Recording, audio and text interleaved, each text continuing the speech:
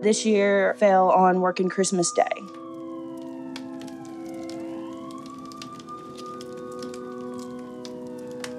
I responded to 2 dead bodies found in a house. And then literally 2 hours later, I went to another dead body. Having to look at somebody and tell her, he's never coming home. This is it. He's dead. He's gone. I don't really have a way of explaining how you feel when you actually leave work and you're like, oh man, I've obvious 46, 3 people today on Christmas.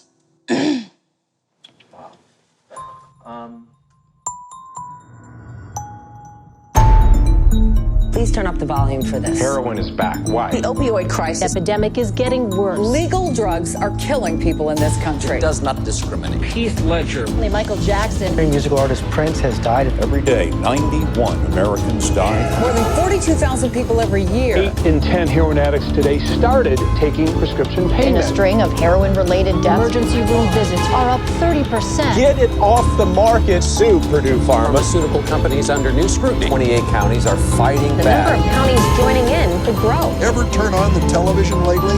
How do we keep up with these?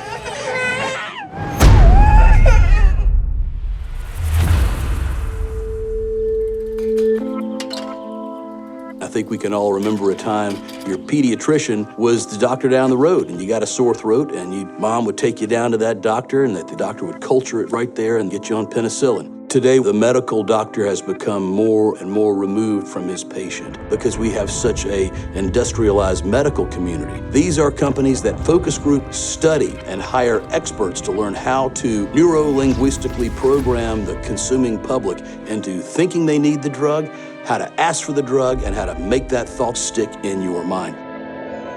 They're brilliant marketers, but here they marketed death.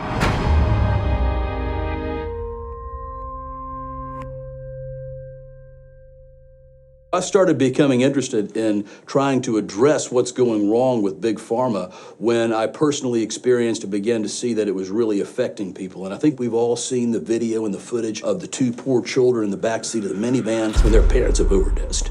That's the kind of thing that you can never imagine getting enough money to satisfy. That's what motivates us to go after these companies and try to make things right.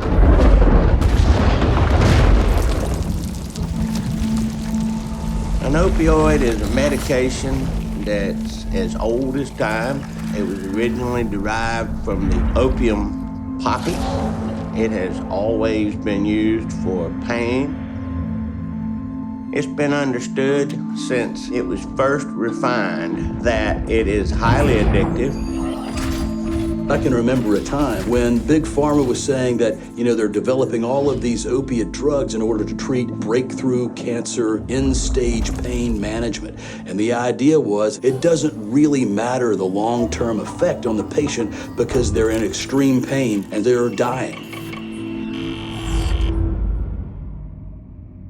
If you have terminal cancer and you are dying, there should never, ever be a question about how much you are given a narcotic analgesic. If you have minor pain, they should never be used. There are many prescription pain medicines, and a doctor can prescribe any of them. Often, it will be an opioid medication. The way the opiate industry in the United States is able to market is putting medical knowledge into the hands of the patients. Call your doctor right away. Ask your doctor. Ask your doctor. That's between you and your doctor. Once you've found the right doctor, don't be afraid to take what they give you. Less than 1% of patients taking opioids actually become addicted. At the same time, they were telling the doctor, use our drugs to treat this pain when your patients come in complaining of it. We doctors were wrong in thinking that opioids can't be used long-term.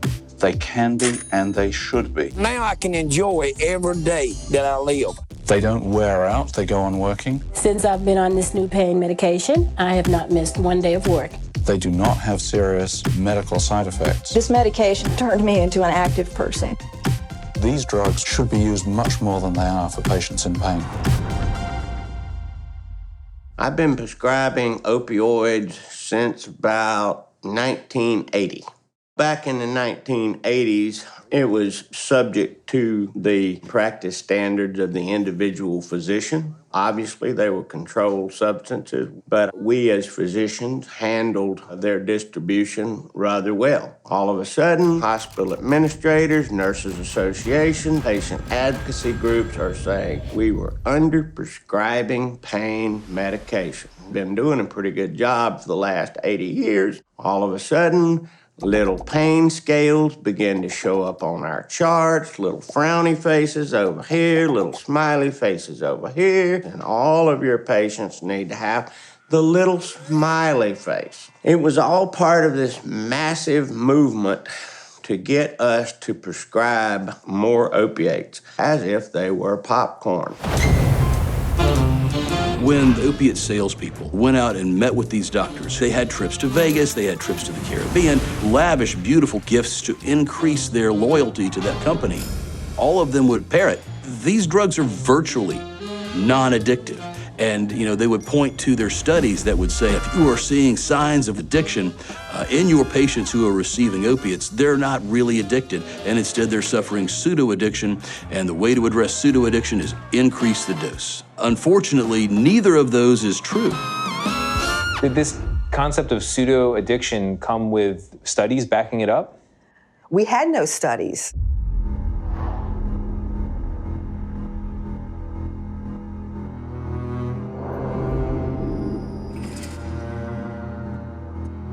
We have enough prescriptions for opiates for all of us to have our own personal bottle.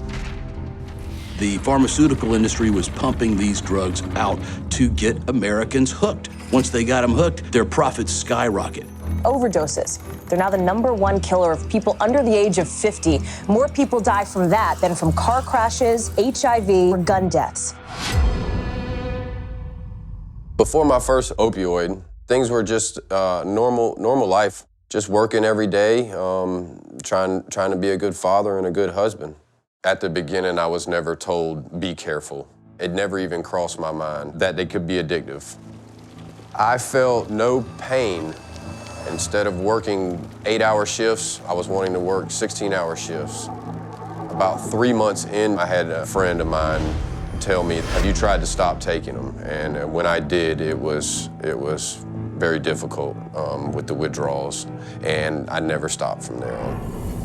I started with hydrocodone 10s, progressed to Roxy 30s. I was introduced to heroin and a needle.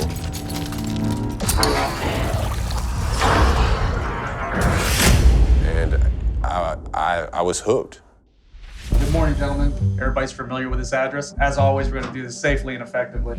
Prior to this epidemic, it was very rare for us to see any opioid-based or heroin arrests. We only averaged 5 arrests a year. Since that time, however, those numbers have skyrocketed. Most people who are now a heroin addict have admitted to starting their addiction on an opioid-based medication.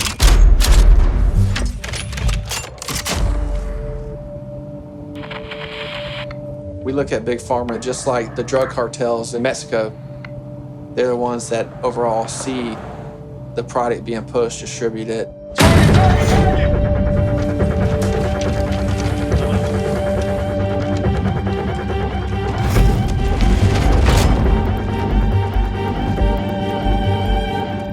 My rock bottom was taking a shot and being woke up by police and paramedics. Chatham County has what we call a mega jail. Our jail was built originally to hold 1,100 detainees. We can now hold 2,100 detainees. The jail itself is an enormous expense. In 2017, the jail's budget was roughly $68 million, which is about 1/3 of the general fund for the county. The jail is flooded with people who are charged with opioids or suffering from opioid withdrawals. By the time I had made it to jail, I wasn't feeling withdrawals yet. My adrenaline was still going. I was still trying to figure out a way out of it. Withdrawals in jail are terrible, very painful, sleepless nights, The cold floors, you can't get you an extra blanket, can't go grab a jacket out the closet. The depression, the anxiety that comes along with it. There's definitely suicidal thoughts while you're withdrawing. This epidemic, unlike the ones that we have seen before, affects everyone, and there are more and more women who are swept up in that. We have seen an increase in the female population at our jail. A large portion of that are women addicted to opioids, and that is not something that was going on 5, 6, 7 years ago. To me, one of the most heartbreaking images of this epidemic is just the hollow look of the women who are at the Chatham County Detention Center. When she comes out, her life is going to be immensely more difficult. Everything that she knew will be changed or gone. Her ties to her children will not be the same. I just cannot fathom anything more sad than that look.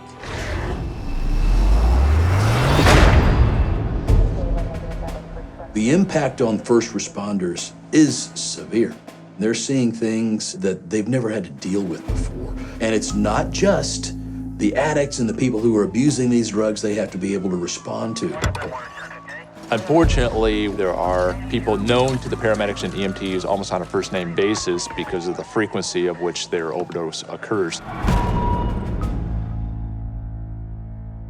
You may encounter the same individual more than once in a day. You see that a lot? More than I would like to. Sometimes it can become even more frustrating when you're responding to them and you hear another call of an infant having difficulty breathing that you know you're closer to, but yet you have to go to respond to this first. All that encapsulates what we term as compassion fatigue. They are struggling with an addiction problem, but they're not worried about that. They're just worried about feeding the monster. There's so much more that, you could be doing with your life other than going and getting a fix and then forgetting to breathe. The coroner's office has felt an impact. We have a problem with the accumulation of unclaimed bodies. We had remains in storage, numbering over 200.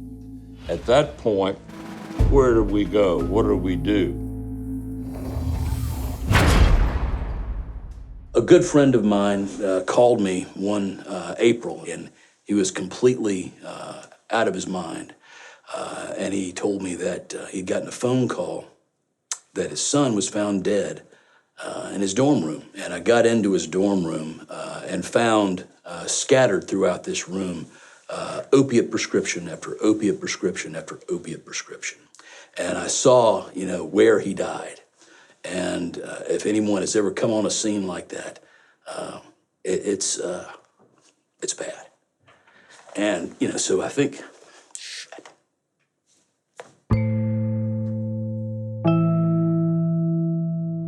Even if you do not know someone who's been affected by this epidemic, every citizen of Chatham County, every citizen of America pays for this.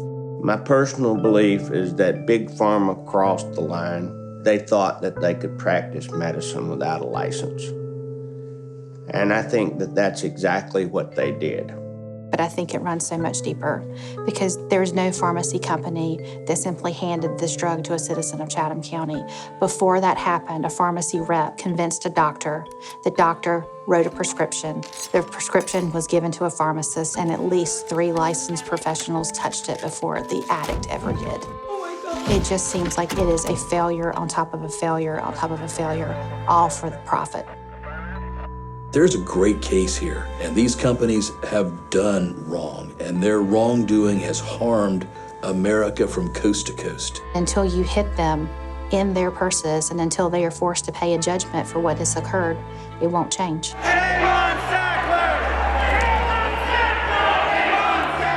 All of these things that we've borne as a community, the epidemic, the number of deaths and the arrests, all of these things have been foisted upon us by the opiate industry. Just imagine what we could do if we didn't have fully a third of our revenues going into dealing with problems caused because some companies wanted to make bigger profits. When when we win this lawsuit, it is my sincere hope that those funds will be directly diverted to dealing with this epidemic, because this is not something that should be treated in the criminal justice system. This is something that should be treated as a medical issue. The money towards this, I would definitely love to see go towards recovery houses, treatment centers. There's so many people out there struggling, but every one of them wants to change. It's just all about finding that help. What's your favorite part of the day now that you're in recovery? Well, when all this happened, my daughter was maybe 4 months old, and now I can walk in from work today, just see her smile, how happy she is to see her dad. My other kids running up to me, wanting a hug. These are things that I didn't notice in my addiction. He might have lipstick on him. I'm often asked, why do we do this? And the reality is that we go out there and fight to give hope to others, to let families of these victims know that there's someone out there trying to do something to make it better. I don't think it's ever an easy fight to go up against any industry that has a powerful lobbyist. And Big Pharma certainly has one of the best lobbyists in the country. These are very sophisticated defendants, and they have the power to drive the way that drugs are approved and the power to elect the people that for so long have made it so it's very difficult to hold them accountable. And they have a lot more money than the communities that they have disrupted. I'm looking forward to the day that that money goes to help people. But to do that, we have to start at the head of the snake and take down Big Pharma. So you're saying it's a bit like David and Goliath? Yeah, it is a little bit like David and Goliath, but we all know how that story ended. County may take the first step in a legal showdown against Big Pharma. Against Big Pharma, announcing today the city will sue drug makers for their roles in the ongoing opioid crisis. County commissioners, they're actually going to consider hiring legal counsel to investigate. Claiming they have caused and continue to cause devastation, harm, and damages. The maker of OxyContin laid off its entire sales team this week. The New York Times has uncovered documents that show that Purdue Pharma executives were aware of the abuse, even as they aggressively marketed the drug to new users, some of whom died.